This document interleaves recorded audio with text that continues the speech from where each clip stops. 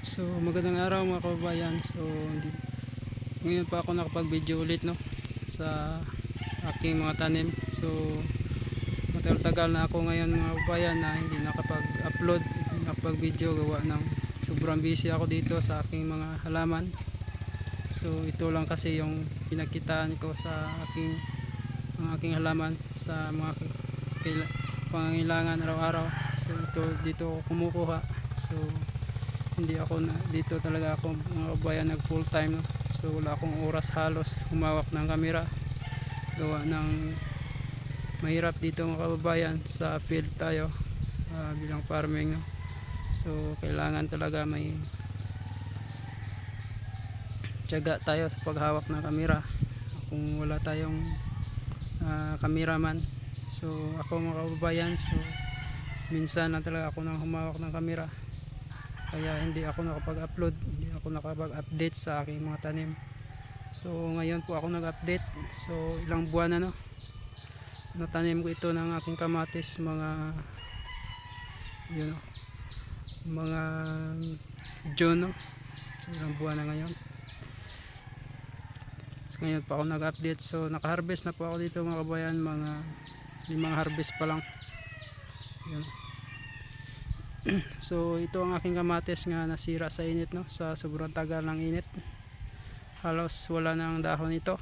So ngayon lang ito naka-recover. Ayan, so tingnan natin yung ibang portion. So ito na po yung status ng ating tanim na kamatis. So nagsimula nang maka-recover ito mga kababayan sa sobrang sira ng init. Yun ang mga dahon no? Parang nalalanta sa so yung ibang talbos nito ngayon ito na, pero nung nakaraan mga kababayan halos walang dahon ito.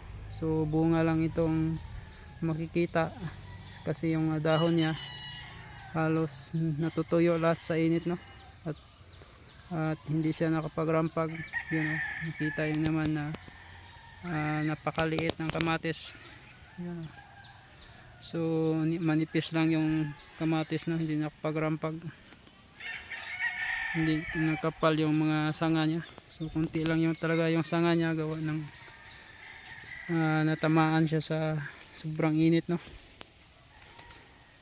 So sa awa ng Panginoon nakabunga pa rin kahit natamaan sa sobrang init, may bunga pa rin siya. So naka-harvest ako dito mga kababayan. So pang 5 harvest ko nung Friday na, pang 5 harvest ko, mga wala pa sa, hindi pa ako nakuha ng 1 tonelada no mga kababayan. Hindi ko pa nakuha yung isang tonelada dito sa 5 harvest. Nasa 900 kilos pa lang yung 5 harvest ko dito mga kababayan. So sana makabawi tayo nito sa aking tanim. So ang aking tanim ngayon mga kababayan ay kamatis lang at saka sili. Ito lang yung tanim ko ngayon. Hindi ako nagpalawak ng tanim, ako nagparami ng tanim, wala akong ampalaya.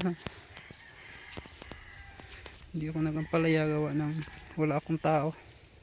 Mahirap, hindi kakayanin ng hindi ko kayanin yung trabaho. So ito ang aking sili no.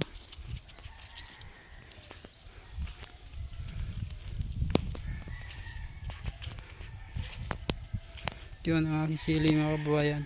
So pangalawang harvest ko nung Friday. So once a week lang ako na-harvest dito. Yun. 600 na puno. Hindi katulad sa aking kamatis na 2 times a week ako dito nag-harvest. 2 beses ako nag-harvest dito. So yun, may bunga pa rin kahit pa konti-konti, at least may makukuha pa rin na bunga mga kababayan no? Sana tumaba ito lahat gawa ng na-apply ako dito ng foliar, no? Para makaugat ulit yung kanya puno niya, at saka kumapal siya, tumaba yung mga talbos niya. So nag-apply ako dito ng foliar, every spray na ako nagpo-foliar ako dito para maka-recover at kumapal. So ang second batch niya na bunga, so marami pag tumaba ito ulit. So hanggang dito lang tayo mga kabayan. So salamat sa aking mga subscriber. So kahit papaano, so patuloy pa rin na susuporta, no? So